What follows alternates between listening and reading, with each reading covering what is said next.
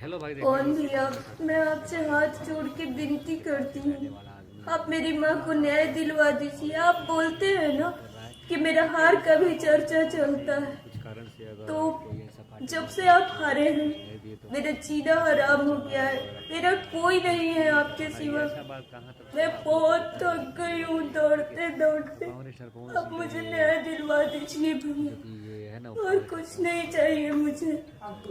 अब भूल गए भैया, मैं बहुत कॉल की बहुत बार, पर वो लोग बात नहीं करवाते हैं। अब मेरे सर पे हाथ रखे थे, क्या हुआ आप भूल गए? ये बात कहाँ तक आप लोग मुझे न्याय दिलवा दीजिए भैया। अगर आप चाह जाएंगे तो मेरी माँ को न्याय मिल जाए। वीडियो देखना है तो कहिए विकी बाबू। क्या बोलना चाहती हो, बोलो। मुझको मैं ये चाहती हूँ कि आप सांसद बन करके और जितना भी कचरा है सब हटा दीजिए भैया, और कुछ नहीं। हमारे साथ बहुत गलत हो रहा है।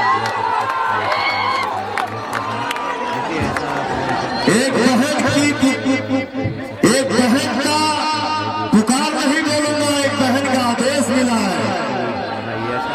करा काट ले भैया, सांसद बन के जितना कचरा है सबको साफ कर दीजिए। ये एक भाई का एक बहन से वादा है, अगर तुम्हारा सपना पूरा नहीं हुआ तो ये भाई तुम्हारा कभी जीवन में किसी को मुंह नहीं दिखाएगा।